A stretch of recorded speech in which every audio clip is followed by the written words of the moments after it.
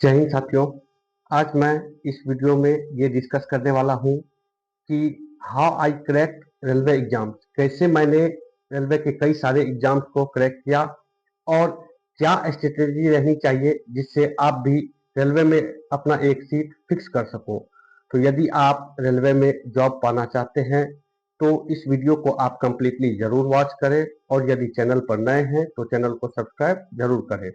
इस वीडियो में हम लोग ये डिस्कस करने वाले हैं कि किस तरीके से क्या प्लानिंग रहनी चाहिए, क्या स्ट्रेटेजी रहनी चाहिए जिसके बल पर हम रेलवे में एक नौकरी पा सके, चाहे वो एएलपी की हो, चाहे वो टेक्नीशियन की हो, चाहे वो जेई की हो। ये सारे एग्जाम्स मैंने क्रैक किए हैं, चाहे वो एएलपी हो, टेक्नीशियन हो या जेई हो। इसीलिए मैं इस वीडियो में ये बताने वाला हूँ कि किस तरीके से आप अपना प्रिपरेशन करेंगे। हमारे आज के इस वीडियो का पहला पॉइंट है कंप्लीट योर सिलेबस। सबसे पहले किसी भी एग्जाम को टारगेट करने के लिए आपका सिलेबस कंप्लीट होना चाहिए। सिलेबस आपको ये बताता है कि आपको क्या क्या पढ़नी है। तो इसीलिए सबसे किसी भी एग्जाम को आप टारगेट कर रहे हो तो उसके सिलेबस को आप जरूर एनालिसिस करें। सिलेबस में क्या क्या दिया हुआ है उसको आप जरूर से एनालिसिस करें और उसके अकॉर्डिंग आप अपने प्रिपरेशन को कंप्लीट करें। आप practice previous year question. Previous year question आपको ये बताता है कि आपको सिलेबस में से क्या क्या पढ़ने हैं।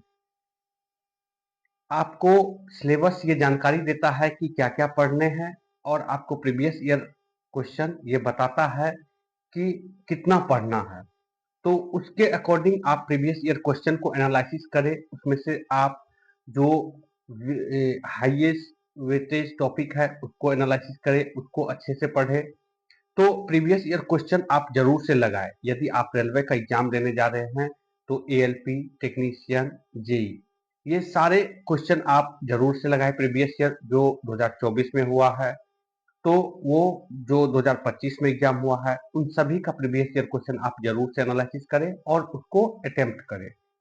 जब आप प्रीवियस ईयर क्वेश्चन को एनालिसिस करोगे तो आपको कुछ टॉपिक ऐसे मिलेंगे जो हर एग्जाम के हर एग्जाम में लगभग वो क्वेश्चन या उस टॉपिक से क्वेश्चन आता ही है। तो उस टॉपिक को या उस चैप्टर को आप मार्क कर लें और उसको सबसे पहले कंप्लीट करें। हमारा तीसरा पॉइंट है मेक स्मार्ट स्टडी प्लान। किसी भी एग्जाम को टारगेट करने के लिए आपके पास प्रॉपर प्लानिंग होनी चाहिए। आप जो भी रिवीजन करते हो या क्वेश्चन प्रैक्टिस करते हो उसके लिए आपके पास डेली शेड्यूल होनी चाहिए। आप डेली क्या क्या पढ़ रहे हो, आपका वीकली शेड्यूल होनी चाहिए, मंथली शेड्यूल होनी चाहिए। जैसे कि डेली आपको इतना सब्जेक्ट रिवीजन करना है, ये टारगेट लेना है, उसके अकॉर्डिंग आप अपने प्रिपरेशन को कंप्लीट करना है। वीकली आपको ये टारगेट लेना है कि इस सब्जेक्ट को कंप्लीट कर लेना है इस वीक में, या इस चैप्टर को इस वीक में कंप्लीट कर लेना है। उसके अकॉर्डिंग आप अपने तैयारी को बेटर बना सकते हो।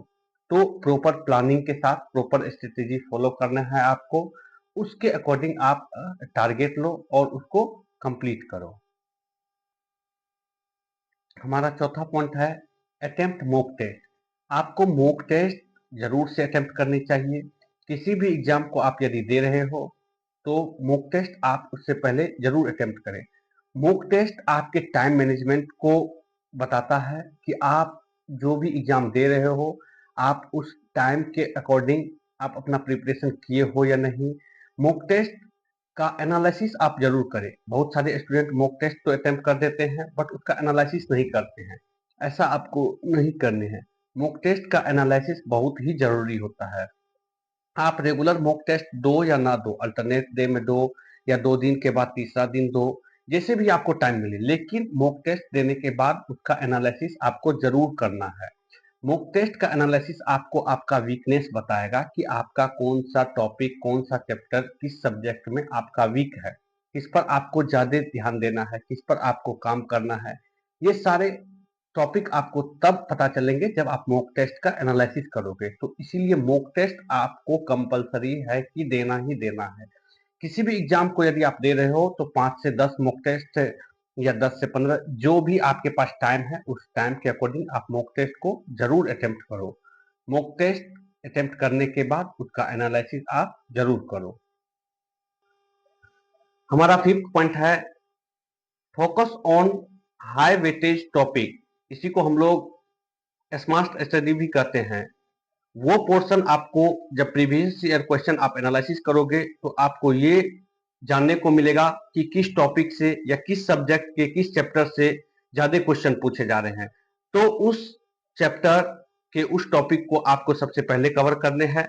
तो ये एक तैयारी करने का स्मार्ट तरीका हो गया जिसके दम पे आप रेलवे में जॉब पा सकते हो। तो स्मार्ट स्टडी आप जरूर करें।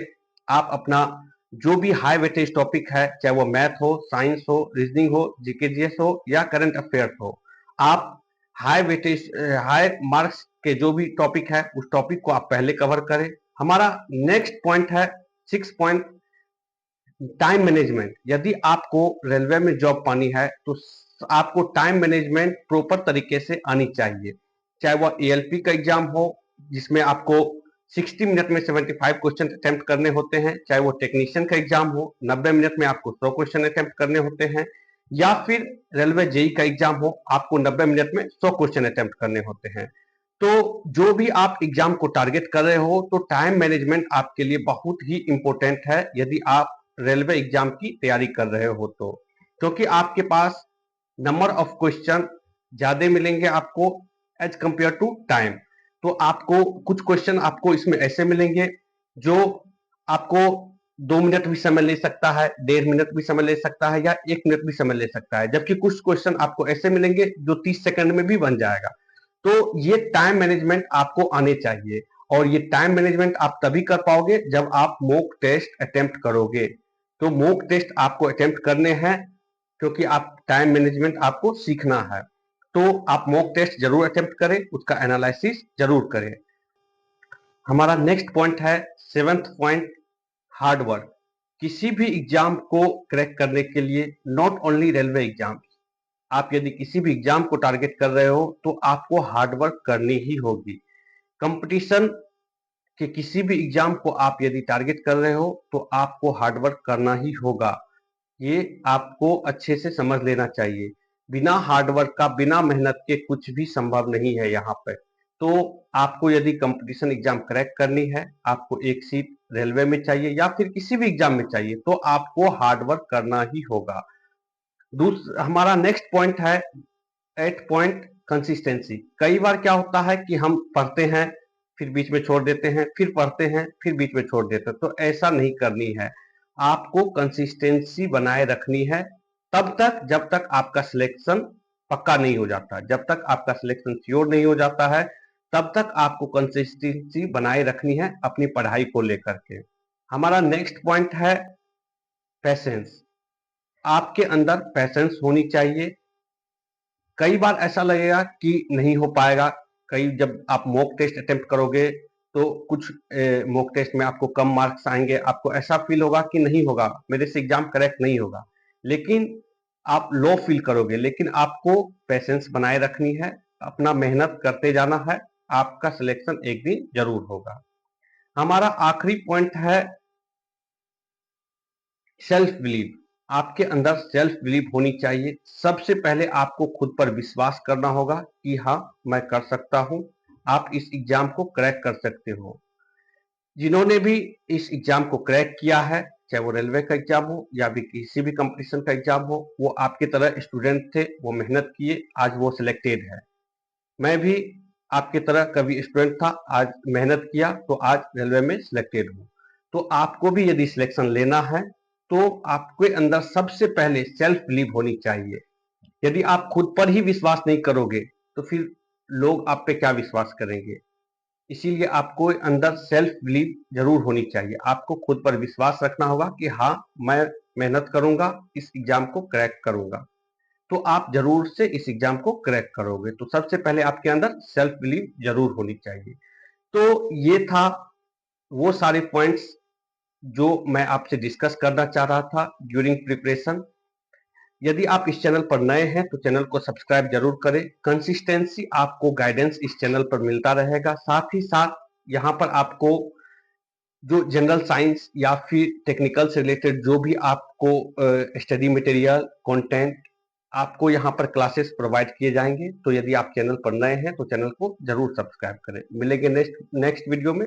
Thank you for watching. जय हिंद।